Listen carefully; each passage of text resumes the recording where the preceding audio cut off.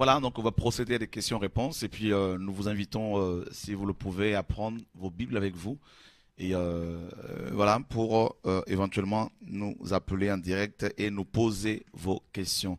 Voilà, donc on va commencer avec André. Donc voilà, il y a quelques questions.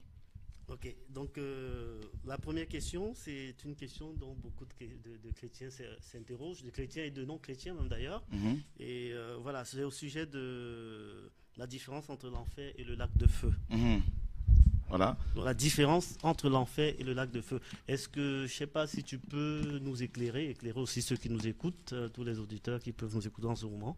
Ok. Quelle est la différence entre l'enfer et le lac de feu? Est-ce que l'enfer est-il ouvert? Est-ce que le lac de feu est-il ouvert?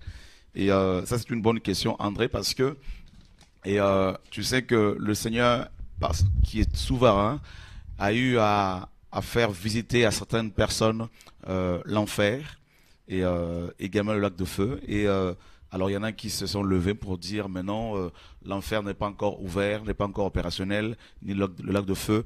Alors, comment vous pouvez dire que vous avez été visiter l'enfer, tout ça? Donc, c'est complètement diabolique. Alors, nous voulons, bien aimé, à la lumière de la parole, éclairer ceux et celles qui sont à la poursuite de la vérité. Voilà, donc il y a une seule vérité. La vérité est immuable. Alors, ouvrons nos Bibles, allons dans le livre de Psaume 116. Et, euh, et 110, pardon, Psaume 110. Voilà, donc, et voilà, donc, que Dieu soit béni. Nous allons lire à partir du verset premier.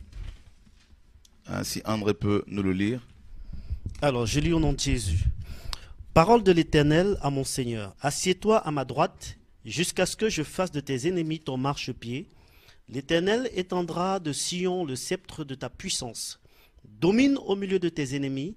Ton peuple est plein d'ardeur quand tu rassembles ton armée avec des ornements sacrés du sein de l'aurore. Ta jeunesse vient à toi comme une rosée. L'Éternel l'a juré et il ne s'en repentira point. Tu es sacrificateur pour toujours, à la manière de Melchisédek. Ok, ok. Donc, gloire à Dieu. On peut s'arrêter là. Et on va lire un autre passage dans Psaume. Psaume 116, du verset premier au verset, et n'est-ce pas, 7. Psaume 116, verset 1er au verset 7. J'aime l'Éternel car il entend ma voix, mes supplications, car il a penché son oreille vers moi, et je l'invoquerai toute ma vie. Les liens de la mort m'avaient environné, et les angoisses du séjour des morts m'avaient saisi. Mhm, J'étais en proie à la détresse et à la douleur, mais j'invoquai le nom de l'Éternel. Ô Éternel, sauve mon âme. L'Éternel est miséricordieux et juste. Notre Dieu est plein de compassion. L'Éternel garde les simples. J'étais malheureux et il m'a sauvé. mhm, Mon âme retourne à ton repos, car l'Éternel t'a fait du bien. mhm. Tu peux continuer même. Oui, tu as délivré mon âme de la mort, mes yeux des larmes, mes pieds de la chute. Je marcherai devant l'Éternel sur la terre des vivants. Mhm, J'avais confiance lorsque je disais, je suis bien heureux, je suis bien malheureux. Je disais dans mon angoisse, tout homme est trompeur. Comment rendrai-je à l'Éternel tous ses bienfaits envers moi? J'élèverai la coupe des délivrances et j'invoquerai le nom de l'Éternel. J'accomplirai mes vœux envers l'Éternel en présence de tout son peuple. ok. Vous voyez, tu vois, le psaume 110 nous parle de la résurrection du Messie. Donc, l'Éternel m'a dit, assis-toi à ma droite. Donc, là, c'était après la mort du Messie. En fait, pour répondre correctement à cette question, donc, à savoir quelle est la différence entre l'enfer et le lac de feu, où vont notamment les gens qui meurent, donc les chrétiens comme les païens. Alors, nous allons nous baser sur d'abord le Messie, qui est notre exemple le plus parfait. Donc, on voit dans Psaume 116 ici que le Seigneur disait au verset 3, donc Psaume 116, 3, il est question bien sûr de la mort du Messie. Hein. Donc, les liens de la mort m'avaient environné et les angoisses du séjour de mort m'avaient saisi, n'est-ce pas? Et Et quelque part, le Seigneur dit que tu n'abandonneras pas mon âme, tu ne laisseras pas mon âme connaître la corruption, hein, dans le séjour des morts. Donc là, ici, on voit le terme séjour des morts. En hébreu, c'est Sheol. Hein, Sheol, et, qui donne en français justement séjour de mort. Voilà, donc, donc on comprend que lorsque, avant la grâce, lorsque les gens mouraient, ils allaient dans le séjour de mort. Et on peut lire encore Habakkuk, chapitre 2, le verset 5, si tu peux, s'il te plaît, nous lire cela.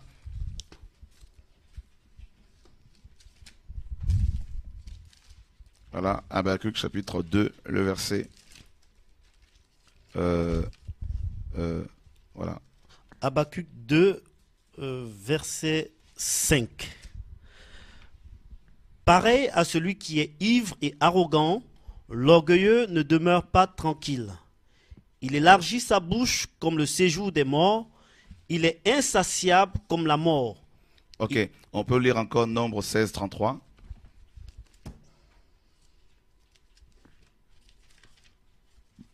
Nombre 16, 33. Nombre 16, verset 33. Il descendit vivant dans le séjour des morts, eux et tout ce qui leur appartenait.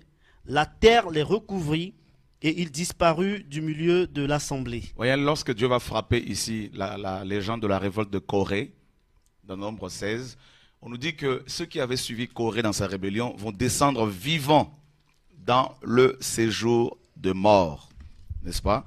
Donc on voit que sous la grâce, et avant la grâce, pardon, tous ceux qui mouraient se retrouvaient dans le séjour de mort, comme Nombre 16 également le dit. Et donc, avant la grâce, le séjour des morts était séparé en deux. Il y a une partie qui était réservée aux incroyants, c'était un lieu de tourment. Et il y a une autre partie qui était réservée aux croyants, qu'on appelait justement le sein d'Abraham, n'est-ce pas? Et donc le sein d'Abraham. Maintenant, dans le Nouveau Testament, nous allons dans le livre de Luc. Luc chapitre 16. Nous sommes dans Luc chapitre 16. Nous lisons une histoire que beaucoup de gens connaissent à partir du verset 19. Alors je tiens à signaler que l'histoire que nous allons lire n'a rien à voir avec une parabole. Parce que dans les paraboles, le Seigneur ne cite aucun nom. Vous pouvez vérifier, mes amis, que toutes les paraboles que le Seigneur nous a données ne portent aucun nom, n'est-ce pas? Donc, alors que ici, il est question de Lazare, donc, et de l'homme riche. Donc, on a bien cité le nom de Lazare. Donc, c'était pas une parabole. Quand bien même ce serait une parabole, et les paraboles nous enseignent sur les réalités spirituelles. Donc, ça fait partie de la parole, bien sûr. Alors, nous sommes dans Luc chapitre 16, nous lisons à partir du verset 19. Il y avait un homme riche qui était vêtu de pourpre et de fin lin et qui chaque jour menait joyeuse et brillante vie.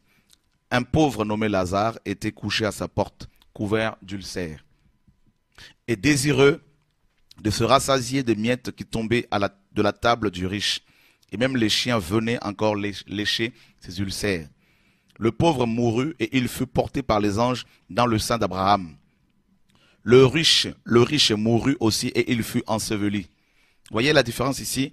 Le pauvre, donc Lazare va mourir, André, on nous dit qu'il va être porté par les anges au sein d'Abraham.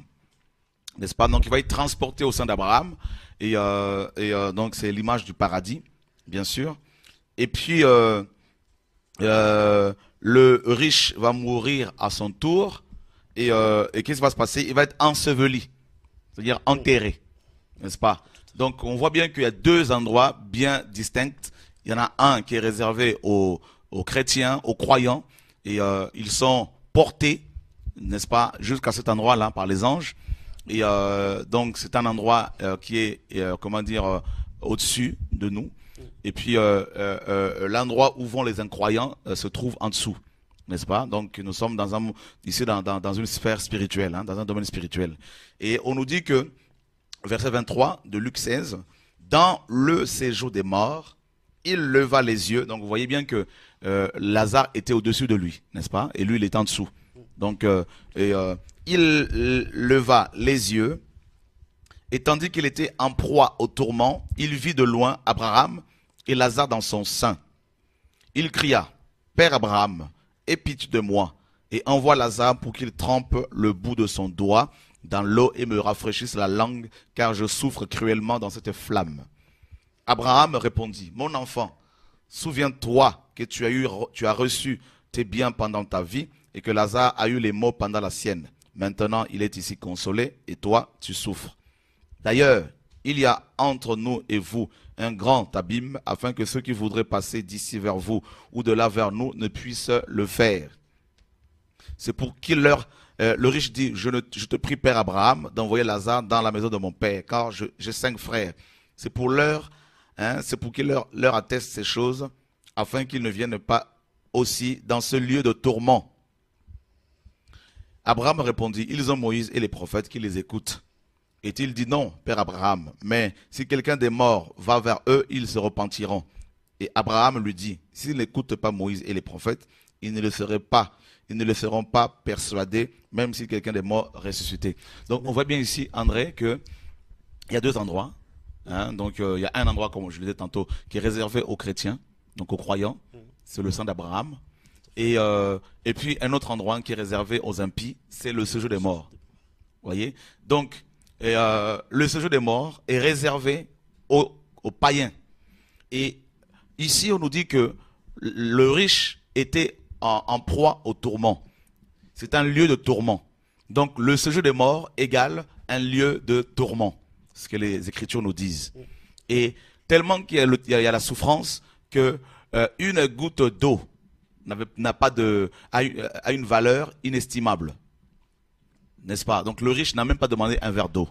Alors maintenant nous devons comprendre que le Nouveau Testament a été écrit en grec. Donc il faut aller vérifier dans le grec le mot séjour des morts. Qu'est-ce que cela signifie? En fait le mot séjour des morts en grec c'est Hadès, n'est-ce pas? Hadès ou Hadas. Voilà.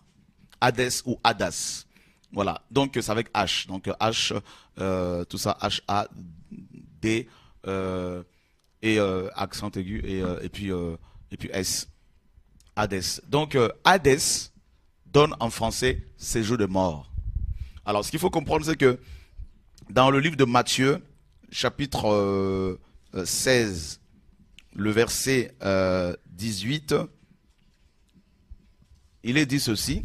Et moi je te dis que tu es Pierre et que sur ce roc je bâtirai mon église et que les portes du séjour des morts ne prévaudront point contre elle. Donc, voyez ici, le Seigneur Jésus-Christ va parler également du séjour des morts qui ne peut rien contre l'Église. Donc, on comprend que lorsque les chrétiens meurent, ils ne vont pas dans le séjour des morts. Amen. Parce que le séjour des morts ne peut rien contre les chrétiens. N'est-ce pas? Donc, et puis, on a compris que le séjour des morts vient du mot grec Hadès. Et Hadès, justement, selon le panthéon grec, et, qui comptait plusieurs divinités, donc plusieurs dieux, Hadès est le dieu du monde souterrain. N'est-ce pas? Le dieu du monde souterrain, le dieu des profondeurs. Et Hadès, n'est-ce pas, correspond à Pluton. Pluton est un dieu d'origine romaine, parce que les Romains aussi avaient leur panthéon qui comptait plusieurs divinités. Donc Hadès est le dieu du monde souterrain chez les Grecs, et son équivalent chez les Romains c'est le dieu Pluton. Pluton, voilà. Donc Hadès, comme je le disais, est le dieu des profondeurs de la terre, et il correspond également à une autre divinité qui s'appelait Orcus. Orcus, donc O-R-C-U-S. Orcus est le dieu du néant, n'est-ce pas? Le dieu du néant. Voilà, Orcus est le dieu du néant.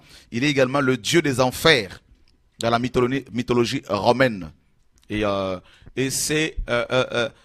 mot enfer, n'est-ce pas, est synonyme de Orcus. N'est-ce pas? Orcus.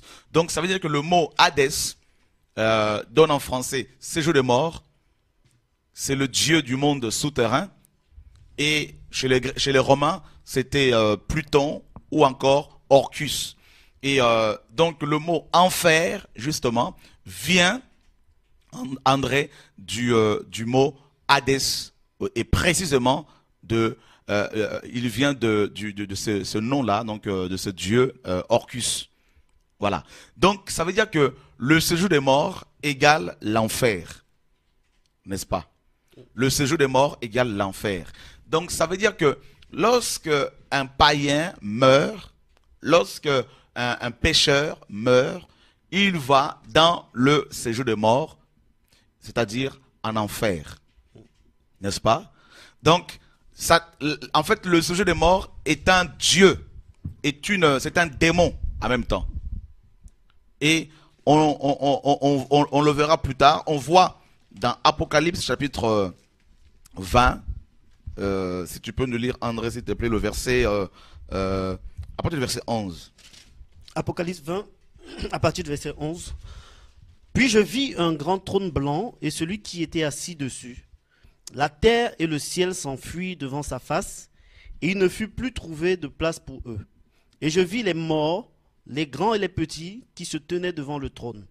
Des livres furent ouverts, et un autre livre fut ouvert, celui qui est le livre de vie. Et les morts furent jugés selon leurs œuvres, d'après ce qui était écrit dans ces livres. La mer rendit les morts qui étaient en elle, la mort et le séjour des morts rendit les morts qui étaient en eux, et chacun fut jugé selon ses œuvres. Vous voyez, ici, on nous dit d'abord que au jugement dernier, le séjour des morts, c'est-à-dire le dieu Hadès, c'est un démon, et la mort, c'est aussi un démon. Ces deux démons retiennent les âmes, n'est-ce pas? Et la Bible nous dit qu'au jugement dernier, ces deux démons vont rendre les morts, n'est-ce pas, qui le retiennent captif, n'est-ce pas? Et continue la lecture, tu verras quelque chose de très intéressant. Alors, verset 14. Puis la mort et le séjour des morts furent jetés dans les temps de feu. C'est la seconde mort, les temps de feu. Voyez? Et la Bible nous dit que et la mort et le séjour des morts, les deux furent jetés, n'est-ce pas? Comment? Jetés. La mort dans les temps de feu. Donc les deux démons vont être jetés dans les temps de feu. Voilà pourquoi 1 Corinthiens 4:14 nous dit que le dernier ennemi qui sera, vaincu, c'est-à-dire ça sera la mort, n'est-ce pas? Et 1 Corinthiens 15, je crois, 26, par là. Voilà. Le dernier ennemi qui sera vaincu, c'est la mort. Donc on voit bien que la mort et le séjour des morts seront jetés dans les temps de feu. Et ils vont rendre les morts qui sont en eux lors du jugement dernier. Et tu verras également, André, dans Psaume chapitre 16, le verset 10, si tu peux nous le lire, s'il te plaît, mon frère. Psaume 16, verset 10.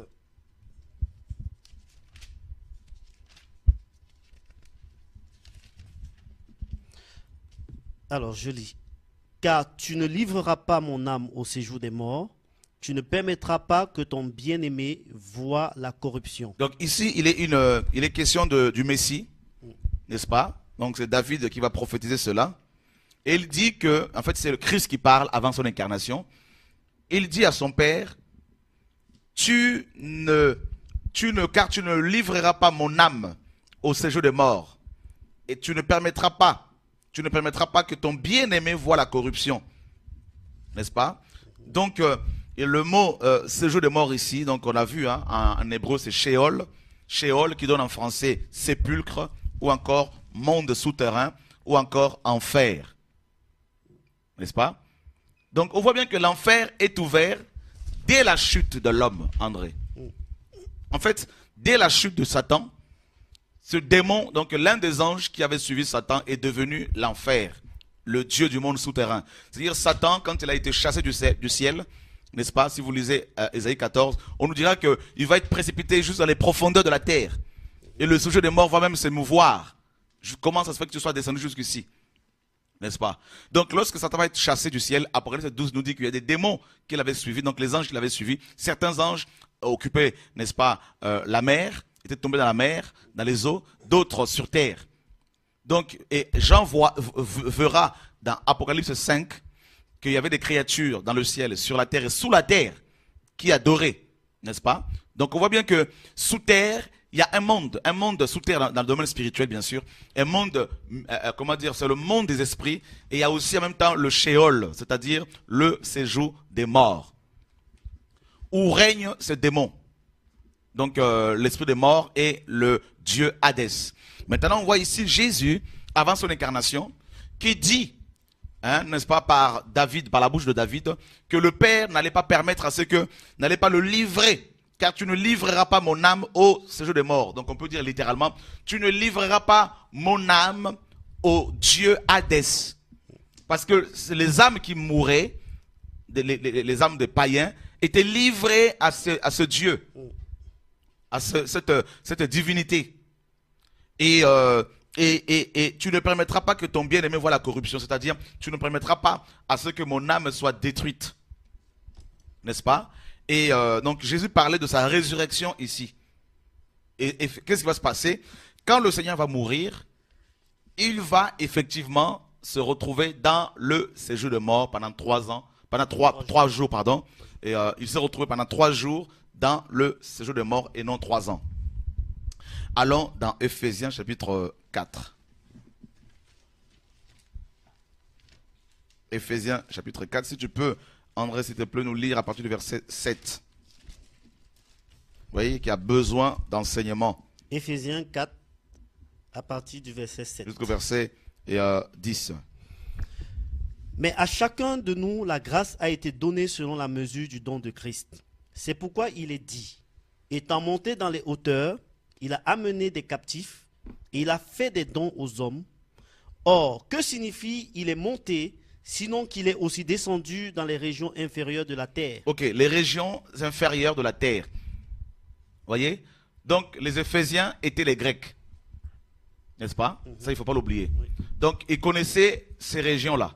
On en parlait parce que les régions inférieures sont le royaume, hein, du dieu Hadès.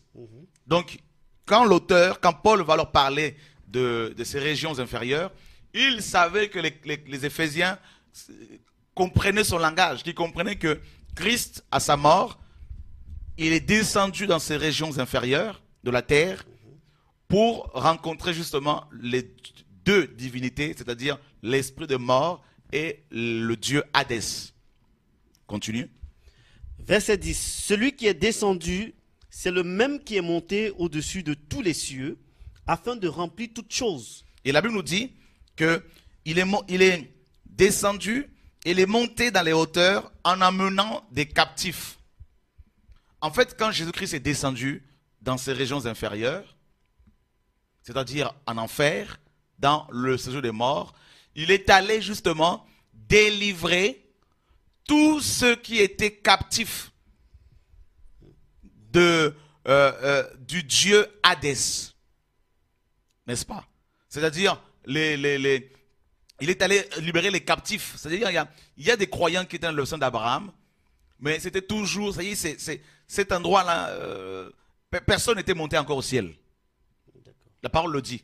Le Seigneur dit clairement que personne n'est monté au ciel. Personne n'en est descendu, si ce n'est le Fils de l'homme. Même Élie, quand on dit qu'Élie était monté au ciel, il était caché quelque part par le Seigneur. Il a enlevé, bien sûr, il a caché quelque part. On dit qu'il était enlevé dans le ciel, mais en fait, il était caché quelque part.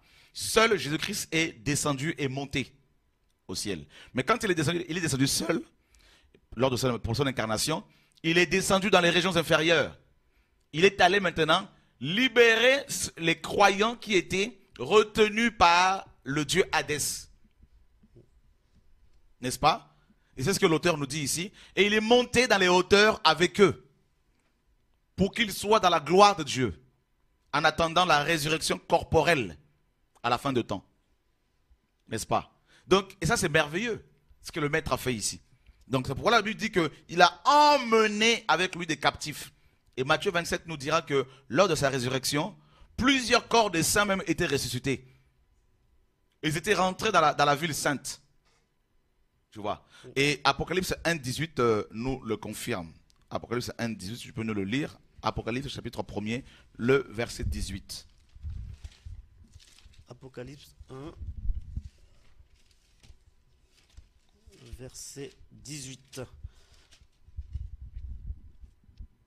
Je suis le premier et le dernier et le vivant. J'étais mort, et voici, je suis vivant au siècle des siècles. Amen. Je tiens les clés de la mort et du séjour des morts. Je tiens les clés de la mort et du dieu Hadès.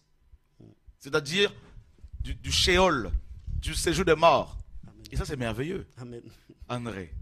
Tu vois comment Jésus est trop fort? Alléluia. Alléluia. Oh my God. Oh my God. Tu vois donc, c'est avec ces clés, André, Amen. que le séjour de mort empêchait les croyants d'avoir la grâce de sortir. Tu vois. Donc, voilà pourquoi il fallait qu'il aille les confronter, c'est-à-dire confronter ces deux démons. Quand il est mort, il est allé le voir et il les a vaincus, n'est-ce pas? Donc déjà sur la croix, il est descendu maintenant simplement pour récupérer ses clés. Amen. En fait, c'est des clés. Les clés représentent l'autorité. Donc, c'est les clés que Adam avait perdues. Effectivement, c'est vrai que beaucoup de gens, quand on parle de clés, ils voient terre à terre, comme Malheureusement. les clés d'une porte. Voilà. Non, c'est l'autorité. Ok. C'est-à-dire, maintenant, les croyants qui meurent en Christ ne sont plus, les croyants qui meurent sous la grâce ne sont plus retenus par le Dieu Hadès, par le séjour des morts, comme tous ces croyants d'avoir la grâce.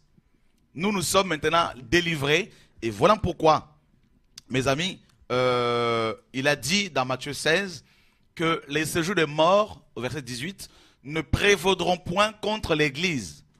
C'est-à-dire, l'Église ne peut pas être retenue par le Dieu de la mort, par le Dieu Hadès, parce que Jésus les a vaincus. Et voilà pourquoi l'apôtre Paul nous dit ceci, André, justement, dans le livre de... on va lire 2 Corinthiens chapitre 5. 2 Corinthiens chapitre 5, nous lisons à partir du verset 1er.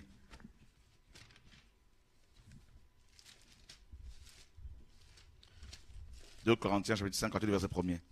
Alors, 2 Corinthiens 5, à partir du verset 1er. Nous savons en effet que si cette tente où nous habitons sur la terre est détruite, nous avons dans le ciel un édifice qui est l'ouvrage de Dieu, une demeure éternelle qui n'a pas été faite de main d'homme.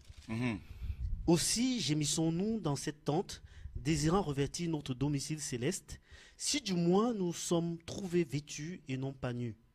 Car tandis que nous sommes dans cette tente, nous gémissons accablés parce que nous voulons non pas nous dépouiller, mais nous revêtir afin que ce qui est mortel soit englouti par la vie.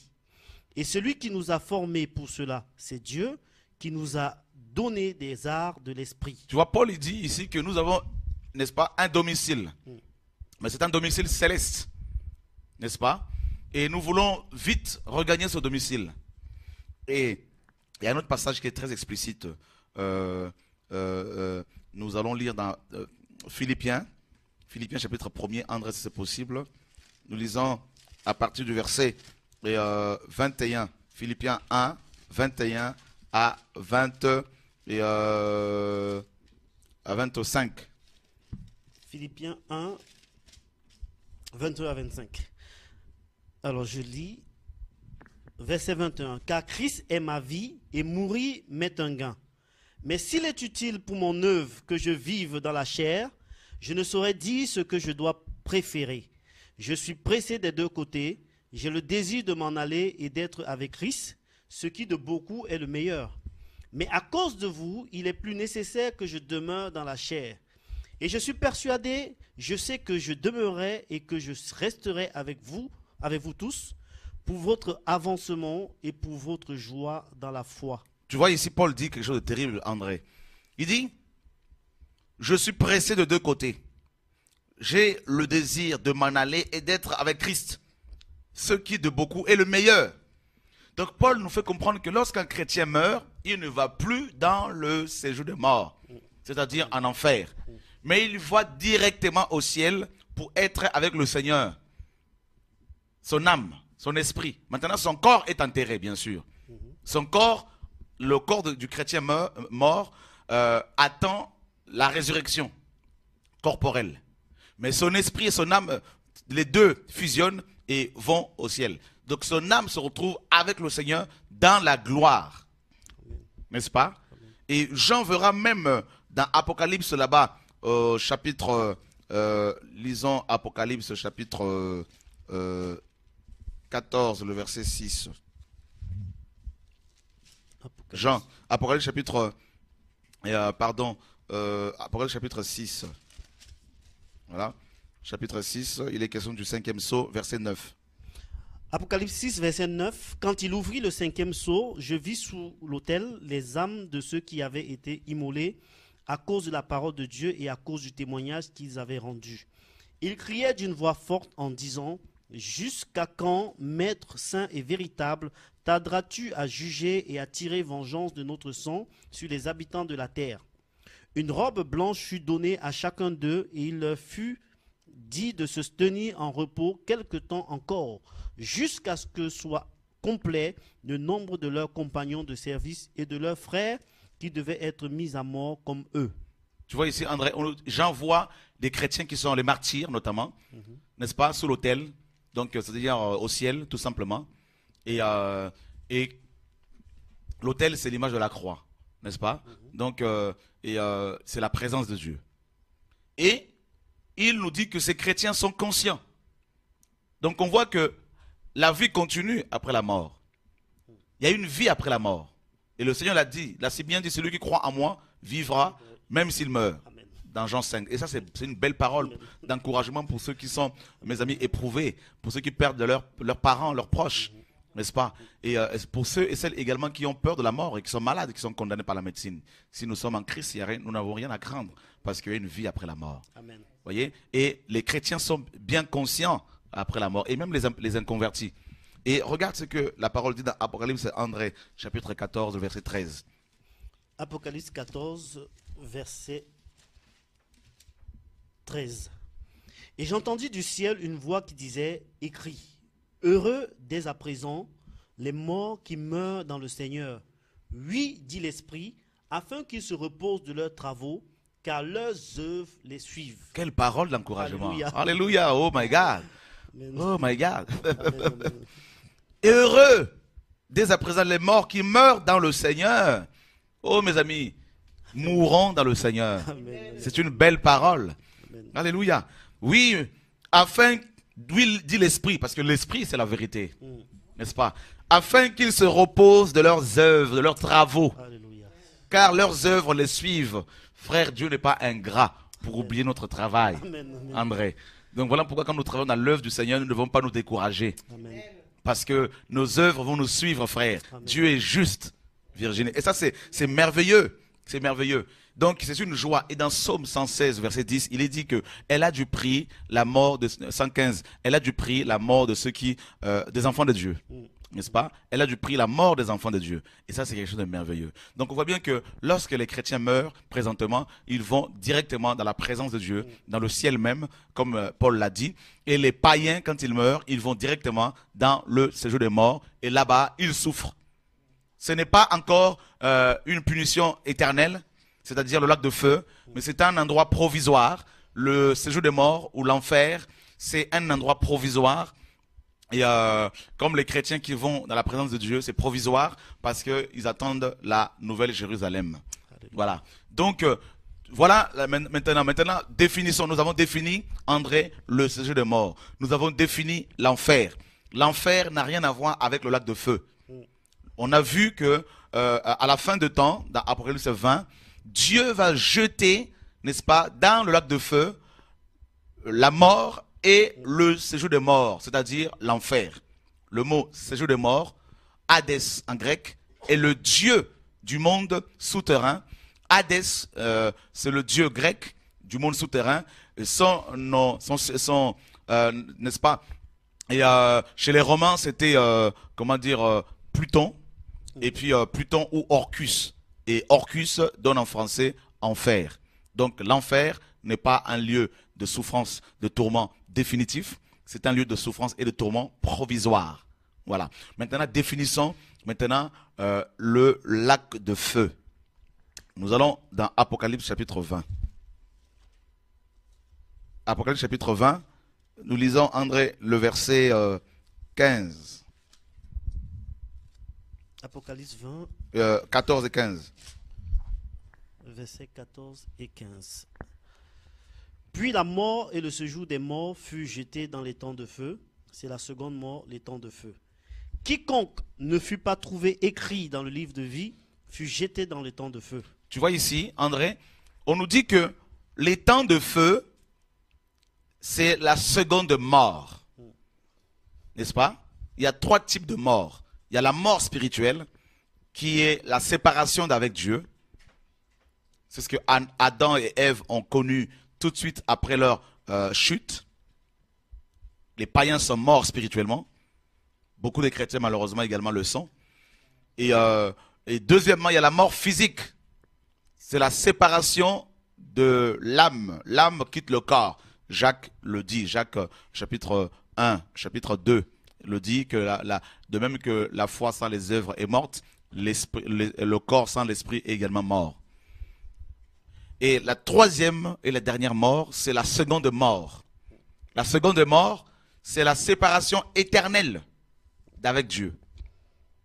C'est les temps de feu. Les temps de feu et, dont il est question dans Apocalypse chapitre 20. Les temps de feu, c'est également la géhenne. N'est-ce pas? La géhenne. Allons dans le livre de Matthieu chapitre 5. Et là, on voit que les temps de feu, on y jettera les gens dedans au dernier jugement. Au jugement dernier. Donc, il n'est pas encore, comment dire, opérationnel, donc les temps de feu, parce qu'il sera opérationnel donc après le jugement dernier. Mais présentement, c'est l'enfer ou le séjour des morts qui est opérationnel, depuis la chute, bien sûr, de Satan. Et voilà. Et nous lisons Matthieu chapitre 5, verset 22. André, s'il te plaît. Mais moi, je vous dis que quiconque se met en colère contre son frère est passible de jugement. Que celui qui dira à son frère Raka mérite d'être puni par le Sanhédrin, et que celui qui lui dira insensé mérite d'être puni par le feu de la géhenne. Si donc tu présentes ton offrande à l'autel, et que là tu te souviennes que ton frère a quelque chose contre toi, laisse là ton offrande devant l'autel, et va d'abord te réconcilier avec ton frère, puis viens présenter ton offrande. Accorde-toi promptement avec ton adversaire pendant que tu es en chemin avec lui, de peur qu'il ne te livre au juge, que le juge ne te livre à l'officier de justice, et que tu ne sois mis en prison. Ok. Tu vois ici, en fait, le mot GN est utilisé plus de 12 fois dans le Nouveau Testament. Et puis, le mot grec Géhéna, parce que la GN vient du grec Géhéna. Géhéna vient de l'hébreu Géinom. Géinom. Le Géinom était une vallée de Hinnom, n'est-ce pas? Et c'est là, justement, à l'époque des enfants d'Israël et des rois d'Israël, notamment Manassé, tout ça, c'est à la vallée des fils de Hinnom qu'avaient lieu dans le passé des sacrifices humains, n'est-ce pas? Donc on peut lire 2 Chroniques, chapitre 33, le verset 6, n'est-ce pas? Donc on peut le lire. Et c'est dans la vallée, n'est-ce pas, des fils de Hinnom que les Israélites offraient leurs enfants au dieu Moloch, n'est-ce pas? Le dieu des Ammonites. Et c'était une grande statue dans laquelle il y avait une fournaise et avec une bouche béante, grandement ouverte. Et c'est là-dedans qu'on jetait vivants les enfants. il brûlait vif, n'est-ce pas? Et ces enfants étaient, n'est-ce pas, sacrifiés au dieu Moloch. Et donc, si tu peux nous lire, 2 Chroniques 33. 33:6. Alors, il fit passer ses fils par le feu dans la vallée des fils de Inon. Il observait les nuages et les serpents pour en tirer des pronostics. Ok, voilà, ça c'est Manassé. Et on nous dit qu'il a fait passer ses fils, n'est-ce pas? Donc, il a sacrifié ses enfants au dieu Moloch. Moloch ou Malcolm, n'est-ce pas? Donc, Malcolm, pas Malcolm X, parce que Malcolm X, c'est un noir américain. Malcolm ou Milcom, ou Malcolm, et c'est le dieu des Ammonites. Et c'est là, dans la vallée de fils de Ben Hinnom, qu'on sacrifiait, n'est-ce pas, des enfants. Alors, ce qu'il faut comprendre, c'est que le mot Ben Hinnom signifie, en hébreu, signifie littéralement fils de lamentation. Donc, la vallée de fils de Ben Hinnom était un lieu de lamentation, de souffrance. Et on va lire Jérémie chapitre 7, André, le verset 31. Et ce qu'il faut comprendre, c'est que dans cette vallée, le feu y brûlait continuellement. Hein, les immondices également. Donc les charognes étaient jetées dans cette vallée, c'est-à-dire les carcasses des animaux étaient jetées là-dedans, les immondices et tout ça. Donc il y avait un feu qui était là en permanence. Et ce feu ne s'éteignait pas, n'est-ce pas? Donc le feu de la vallée des fils de Ben Hinnom ne s'éteignait pas. Et c'est là-dedans qu'on brûlait continuellement des enfants, et des immondices, des charognes, des carcasses d'animaux morts, tout ça. Et c'était un lieu de soufre. C'était le lieu le plus souillé en Israël, tout près de Jérusalem. Le lieu le plus souillé. Et c'était un lieu affreux. C'est encore le cas aujourd'hui. Et c'est horrible. Et on va lire Jérémie 7. À partir de quel verset? Verset 31. Alors, ils ont bâti des hauts lieux à Tophet, dans la vallée de Ben Hinnom, pour brûler au feu leurs fils et leurs filles. Ce que je n'avais point ordonné, ce qui ne m'était point venu à la pensée.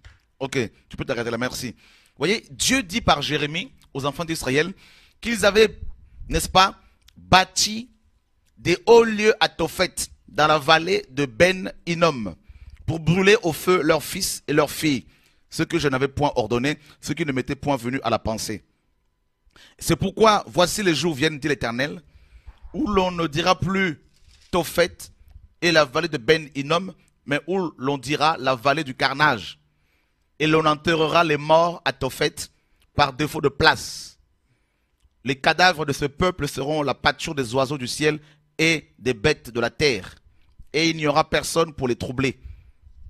Et voilà, donc en fait, et le mot Tophet ici, et Tophet signifie lieu pour brûler en hébreu. Tophet signifie lieu pour brûler. Donc il y avait ce feu à cet endroit qui était un feu, il y avait un feu qui était permanent, qui brûlait en permanence. Et donc le terme grec Gehenna vient du mot hébreu, n'est-ce pas? Et vient de l'hébreu, comme on l'a vu tout à l'heure, Inon, et c'est le lieu de soufre. C'est le lieu de sacrifice au dieu Moloch. Donc on comprend que Jésus-Christ va se servir, quand il va parler de la géhenne, en fait il va se référer à ce lieu. Donc la géhenne est un feu éternel. Donc c'est le lac de feu, justement. Donc le lac de feu, c'est la Géhenne. La Géhenne vient de cette histoire, en fait, est tirée de cette histoire qu'on a lu ici. Donc, et voilà. Donc le lac de feu, mes amis, ou les temps de feu dont il est question dans Apocalypse 20, n'est-ce pas, c'est la Géhenne. Et on peut également prendre Matthieu chapitre 5, hein. On l'a lu tout à l'heure. Oui. Et Marc chapitre 9, je crois, si je ne me trompe. Marc chapitre 9.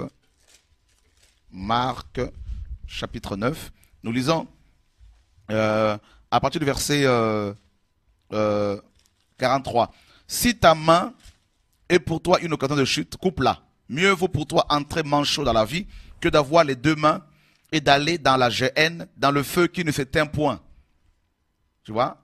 On nous dit que la géhenne est un feu qui ne s'éteint point. Donc c'est un feu éternel. Si ton pied est pour toi une occasion de chute, coupe-le. Mieux vaut pour toi entrer boiteux dans la vie que d'avoir les deux pieds et d'être jeté dans la géhenne, dans le feu qui ne s'éteint point.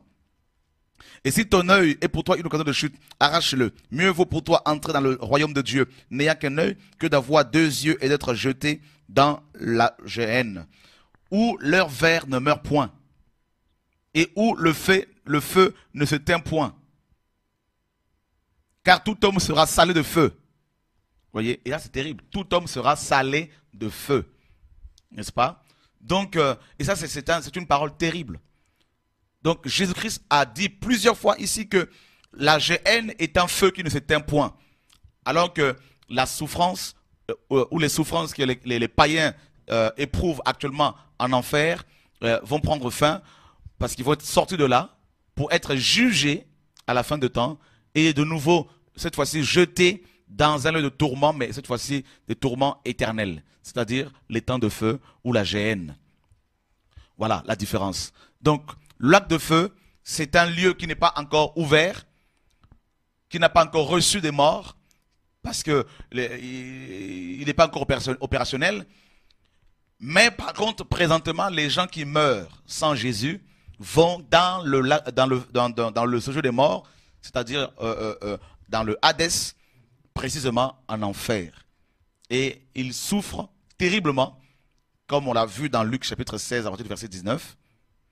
Et ils attendent justement le jugement, la résurrection des impies qui aura lieu après le 1000 ans pour être jugés et jetés, n'est-ce pas? Et les démons, et Satan, et le diable, Satan et l'homme impie, donc la bête, tous seront jetés dans les temps de feu. Comme Apocalypse chapitre 19 le dit, l'homme impie, la bête et le faux prophète seront jetés vivants dans les temps de feu. Voilà. Donc les impies, Satan, donc le dragon, l'homme impie, le faux prophète, ils seront tous jetés dans les temps de feu.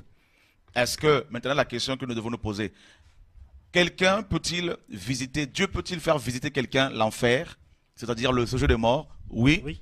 C'est biblique, n'est-ce pas? C'est tout à fait biblique. Et deuxièmement, Dieu a fait grâce à certaines personnes de visiter le séjour des morts pour voir comment ces personnes souffrent, n'est-ce pas? Et Dieu a fait grâce, j'ai vu cet endroit, ce n'est pas pour me glorifier, loin de là, j'ai vu cet endroit. Et donc, voilà, ce lieu existe présentement. Oui, il y a des gens qui ont la grâce d'aller voir, Dieu leur fait grâce d'aller voir ce qui se passe après la mort. Et maintenant, une autre question.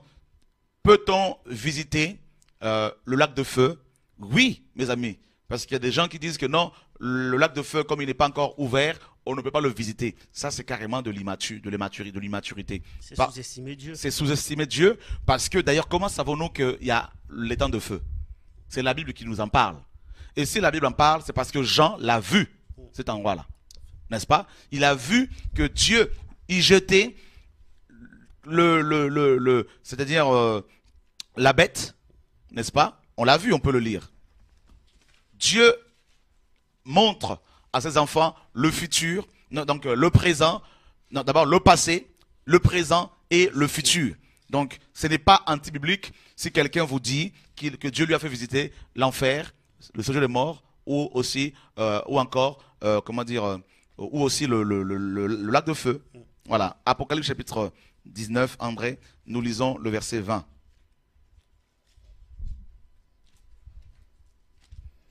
Apocalypse 19, verset 20. Et la bête fut prise, et avec elle le faux prophète qui avait fait devant elle les prodiges par lesquels il avait séduit ceux qui avaient pris la marque de la bête et adoré son image. Ils furent tous les deux jetés vivants dans les temps, ardents de feu et de soufre. Voilà, Jean l'a vu. Est-ce qu'on va dire que parce qu'il n'est pas encore opérationnel, Dieu ne peut pas te faire visiter ce qui se passe? Dieu, nous devons comprendre, André, que Dieu est hors du temps. Dieu est hors du temps. Parce que nous sommes dans le temps, limités par le temps et dans l'espace. que nous avons du mal à comprendre Dieu.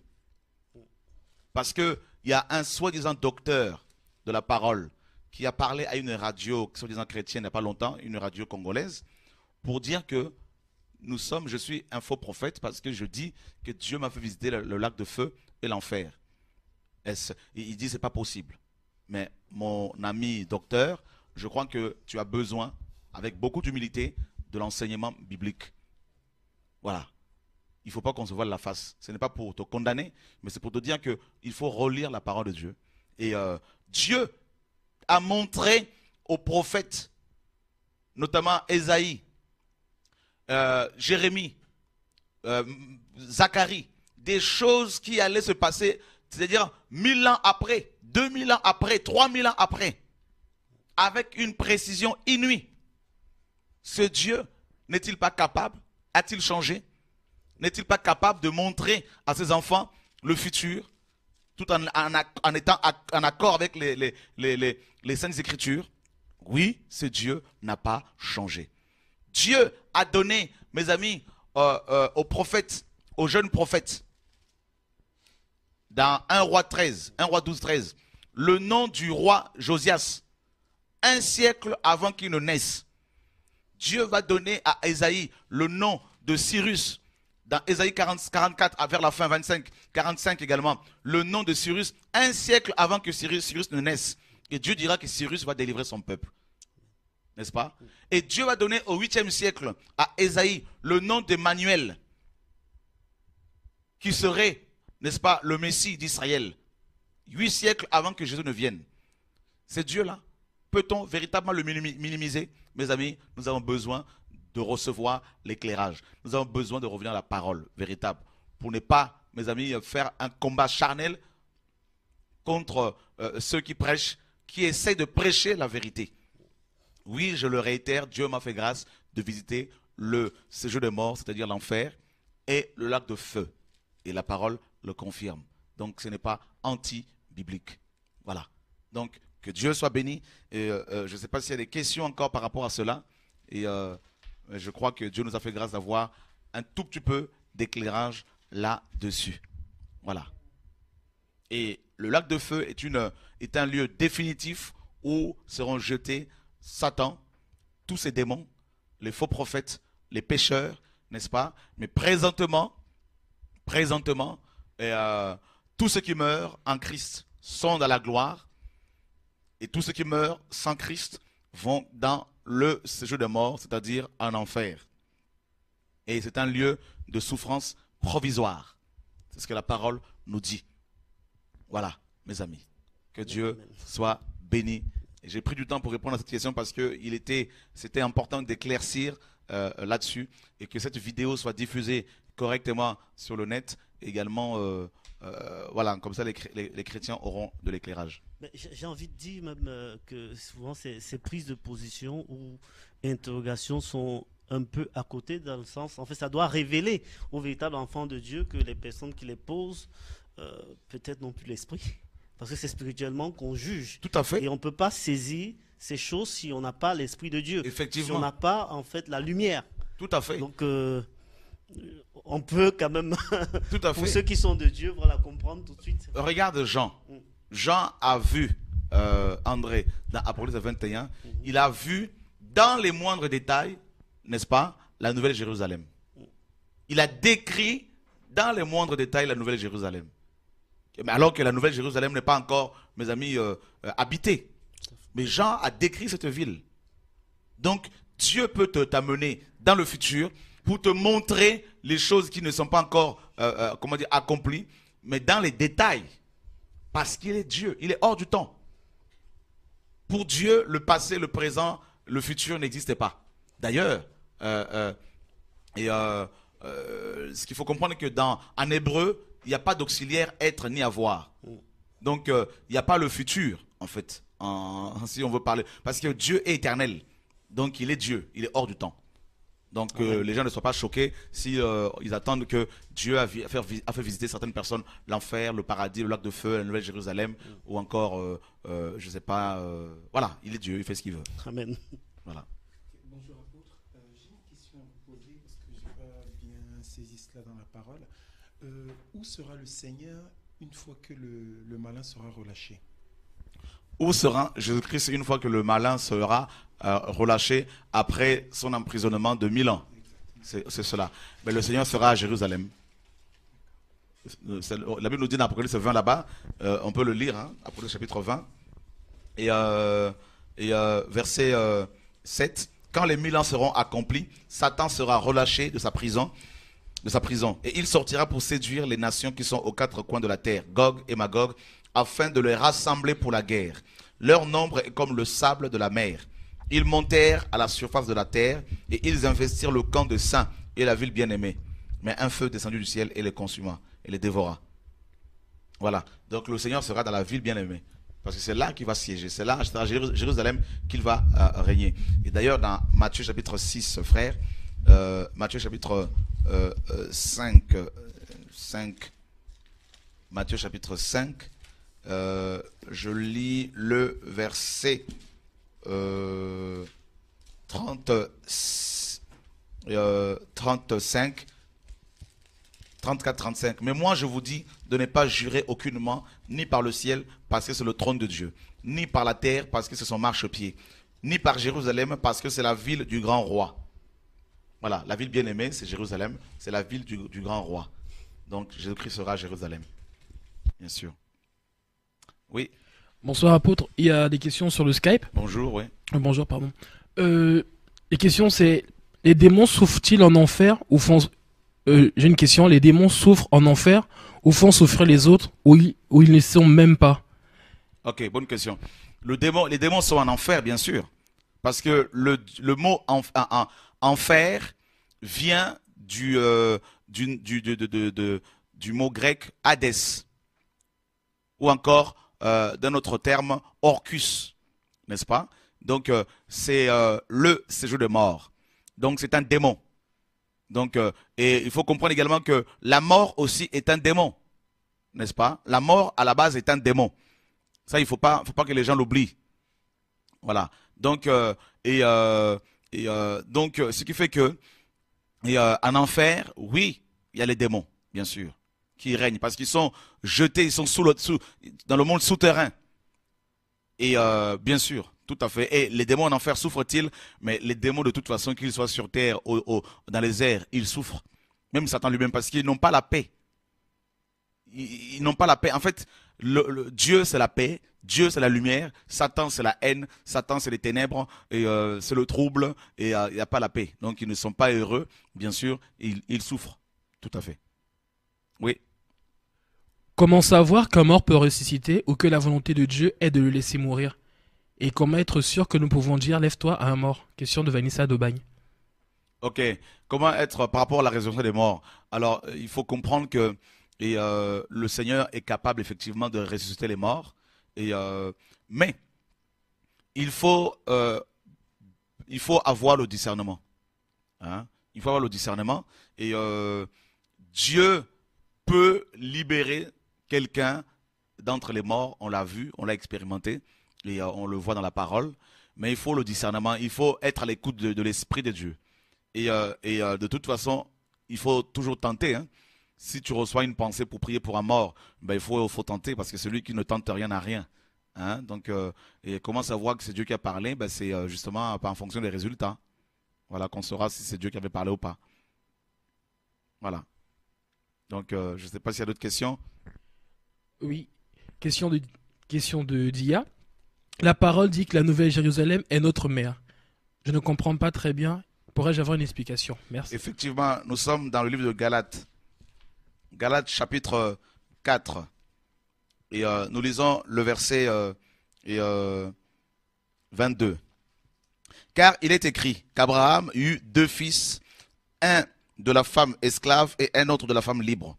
Mais celui de l'esclave naquit selon la chair et celui de la femme libre naquit en vertu de la promesse. Ces faits ont une valeur allégorique, car ces femmes sont deux alliances. L'une du mont Sina, enfantant pour la servitude, c'est Agar. Car Agar, c'est le mont Sina en Arabie, et elle correspond à la Jérusalem actuelle qui est dans la servitude avec ses enfants. Mais la Jérusalem d'en haut est libre, c'est notre mère. Voilà. Donc, car il est écrit, réjouis-toi, stérile, toi qui n'enfantes point. Éclate, épouse, de cris de joie. Hein, de cris, toi qui n'as pas éprouvé les douleurs de l'enfantement. Car les enfants de la délaissée seront plus nombreux que les enfants de celle qui était mariée. Voilà. Et pour vous, frères, comme Isaac, pour vous, frères, vous êtes comme Isaac, des enfants de la promesse.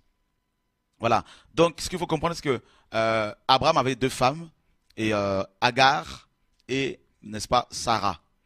Et en fait, Sarah est l'image de la nouvelle Jérusalem. Abraham est notre père, le père de la foi, nous dit la parole. Et sa femme qui est Sarah est notre mère. Donc Dieu est le Dieu de l'équilibre, n'est-ce pas? Il nous donne l'amour du père et en même temps il nous donne aussi l'amour de la mère, n'est-ce pas? Donc pour que nous soyons équilibrés, n'est-ce pas? Donc la nouvelle Jérusalem est à la fois l'épouse de Jésus-Christ, selon Apocalypse 21, le tabernacle de Dieu, et en même temps aussi, n'est-ce pas, la mère de chrétiens. Donc Dieu nous donne à la fois l'amour du Père et l'amour de la mère pour que nous soyons équilibrés. Voilà. Donc ce n'est pas anti-biblique, c'est tout à fait normal. Et ça, c'est une grâce pour nous. Il y a une autre question. Le frère Landry voudrait savoir si les nouveaux cieux, la nouvelle terre et la nouvelle Jérusalem sont trois choses différentes. Ok, bonne question. Et puis je vis une nouvelle terre, un nouveau ciel. Et est-ce que les nouveaux cieux et la nouvelle terre sont-ils différents est-ce que c'est deux choses différentes avec la nouvelle Jérusalem? Voilà. Et en fait, tout ça là, c'est la même chose. D'accord? Et la Bible nous dit que nous allons habiter dans une nouvelle terre et où la paix va y régner éternellement. Donc, en fait, ce qu'il faut comprendre, c'est que la nouvelle Jérusalem, c'est le ciel, n'est-ce pas? C'est le ciel. Prenons Hébreu, pour répondre avec la parole, bien sûr. Hébreu, chapitre 9.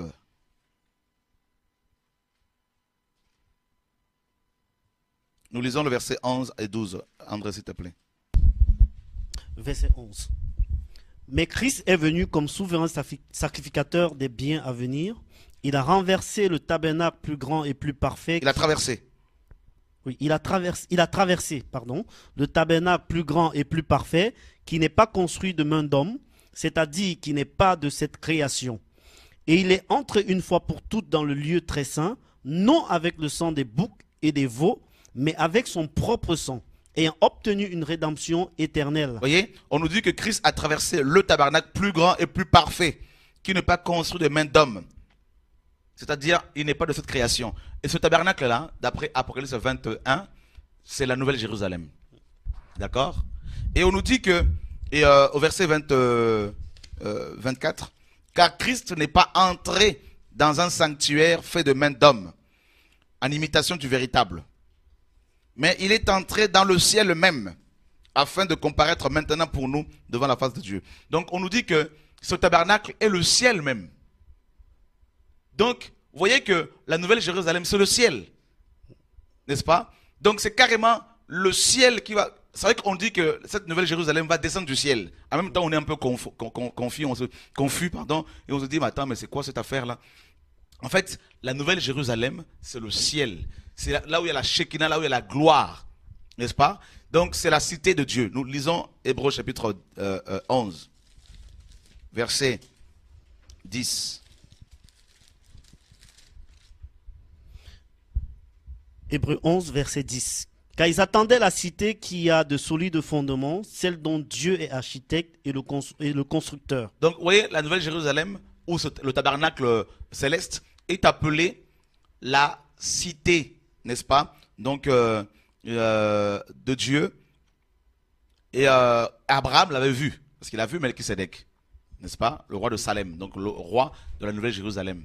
Et il a vu cette cité. Voilà pourquoi Abraham ne s'occupait plus des affaires de ce monde. Il aimait plus le ciel que la terre.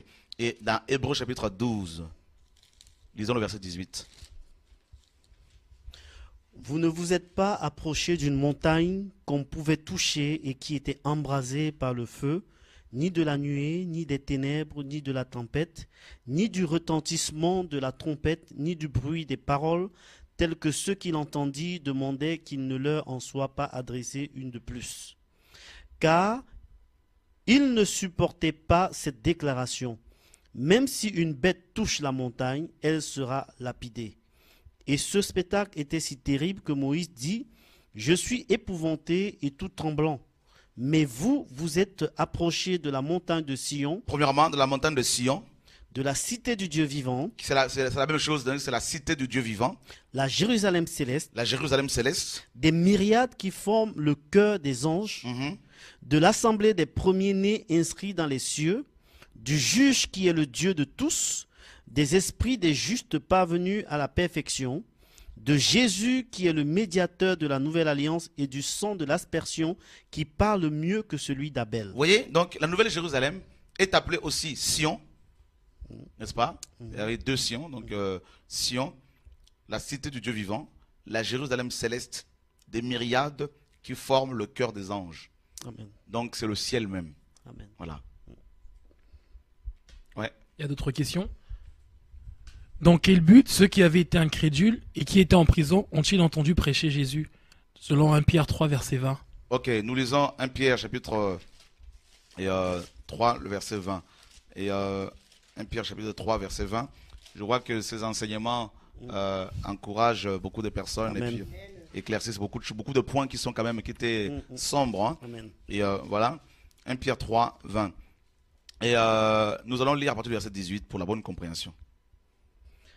Christ aussi a souffert une fois pour les péchés, lui juste pour des injustes, afin de nous amener à Dieu. Il a été mis à mort quant à la chair et rendu vivant quant à l'esprit, dans lequel aussi il est allé prêcher aux esprits en prison, qui autrefois avaient été incrédules lorsque la patience de Dieu se prolongeait au jour de Noé, pendant la construction de l'arche, dans laquelle un petit nombre de personnes, c'est-à-dire 8, furent sauvées à travers l'eau. Donc vous voyez ici, c'est une précision que la Bible nous donne, supplémentaire, qui nous montre que quand Christ est mort, il est allé en esprit, bien sûr. Hein. Sa chair était dans la tombe. Hein, donc, mais dans l'esprit, il est allé, en esprit, il est allé dans le séjour des morts, que l'auteur ici, donc, notamment Pierre, appelle la prison. Donc, n'est-ce pas? Il est allé pour faire quoi? Il est allé aussi pour rappeler aux hommes incrédules, aux hommes et aux femmes incrédules de l'époque, n'est-ce pas, de Noé. Parce qu'ils avaient refusé d'écouter ce prédicateur de la justice. Il est allé là-bas pour leur rappeler leur condamnation. N'est-ce pas? Tout simplement. Il n'est pas parti là-bas pour prêcher l'évangile afin qu'ils soient sauvés. Parce que la parole nous dit dans Hébreux 9, 27 qu'il est réservé aux hommes de mourir une seule fois, après quoi vient le jugement. Amen. Donc, quelqu'un qui meurt dans le péché, il est déjà jugé et condamné. N'est-ce pas? Donc, voilà pourquoi la parole nous demande de recevoir le Seigneur avant notre mort, de nous sanctifier avant la mort.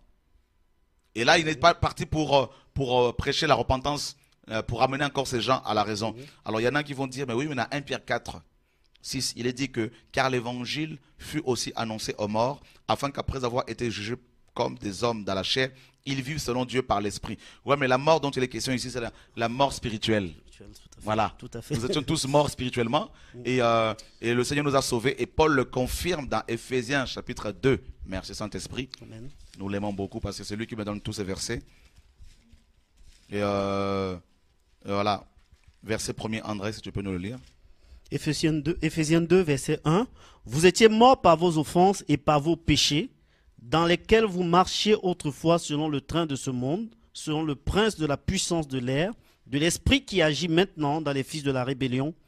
Nous tous aussi, nous étions de leur nombre, et nous vivions autrefois selon les convoitises de notre chair, accomplissant les volontés de la chair et de nos pensées, et nous étions par nature des enfants de colère comme les autres. Mais Dieu qui est riche en miséricorde, à cause du grand amour dont il nous a aimés, nous qui étions morts par nos offenses, nous a rendus vivants avec Christ. C'est par grâce que vous êtes sauvés. Il nous a ressuscités ensemble et nous a fait asseoir ensemble dans les lieux célestes en Jésus-Christ, afin de montrer dans les siècles à venir l'infinie richesse de la grâce par sa bonté envers nous en Jésus-Christ. C'est bon? Amen. Tu vois? Nous qui étions morts par nos offenses, Paul le répète à 2 reprises, hein. Vous étiez morts par vos offenses et par vos péchés. Donc la mort dont il est question dans 1 Pierre 4 là-bas, c'est la mort spirituelle par rapport au péché, à cause du péché. Voilà. Donc mes amis, voilà la parole. Je pense que c'est clair C'est pour très les clair. uns et les autres. Voilà. Nous avons besoin d'enseignement. Alléluia. Nous avons besoin de nous enraciner dans la parole. Et vous savez que beaucoup des combats que nous avons, c'est parce que nous prêchons cette parole, ces vérités, et ça dérange, ça ne plaît pas. Et beaucoup comprennent mal les choses et ils vont combattre charnellement. Et notre combat n'est pas contre la chair et le sang, n'est-ce pas? Donc il y a les esprits derrière, les hommes qui, certains hommes, et veulent les maintenir dans l'ignorance. Oui. Notre question. La Bible dit que le Seigneur rendra à chacun selon ses œuvres. Devons-nous donc comprendre que les tourments de l'enfer ne seront pas les mêmes pour tous? Bien évidemment, tout à fait, parce que d'ailleurs, Apocalypse chapitre 20, André, on va le lire encore. Et Apocalypse chapitre 20, nous lisons le verset, à partir du verset 11. Verset 11. Puis je vis un grand trône blanc et celui qui était assis dessus. La terre et le ciel s'enfuient devant sa face, et il ne fut plus trouvé de place pour eux. Et je vis les morts, les grands et les petits, qui se tenaient devant le trône. Des livres furent ouverts, et un autre livre fut ouvert, celui qui est le livre de vie. Et les morts furent jugés selon leurs œuvres, d'après ce qui était écrit dans ces livres. Les morts seront jugés selon leurs œuvres. Dieu est juste. De même qu'au ciel, et les croyants qui persévèrent auront, il y a ceux qui sont justes, fidèles, ceux qui sont, ceux qui auront travaillé correctement seront plus récompensés que d'autres. Et la parole dit dans 1 Corinthiens 3, hein. Donc il y en a qui vont avoir des couronnes, d'autres pas, parce que en fonction des œuvres qu'ils auraient accomplies. C'est-à-dire ce que Dieu exige, ce n'est pas que nous fassions des grandes œuvres. Ce que Dieu exige, c'est la fidélité dans les choses pour lesquelles il nous a appelés. Maintenant, si tu as confié, on voit la parabole, n'est-ce pas, de talents dans Matthieu 25 et dans Luc là-bas également. C'est-à-dire, Dieu te confie par exemple 10 talents si tu les fructifies, hein, et pour en gagner 20, eh ben, tu seras récompensé. Mais celui qui va, n'est-ce pas, en fructifier seulement, qui va en avoir 5 de plus au lieu de 10, eh ben, sera moins récompensé que celui qui aura été plus fidèle, n'est-ce pas? Ce qui est juste. Et donc là, il n'est pas question du péché, il est question plus de la manière dont on aura géré, dont on aura travaillé, fructifié les dons, les grâces. Maintenant, de même qu'on sera récompensé au ciel en fonction de notre fidélité au travail que Dieu nous a confié, les impies, n'est-ce pas, seront aussi jugés en fonction de la gravité de leurs fautes. Voilà, en enfer. Donc, ils vont tous souffrir en enfer, ils souffrent tous en enfer, tout comme ils vont souffrir tous dans le lac de feu, mais toutefois, il y en a qui seront plus punis que d'autres. Parce que Dieu est juste, sa justice est telle qu'elle va être même appliquée dans le lac de feu. Et ça, c'est incroyable. Voilà.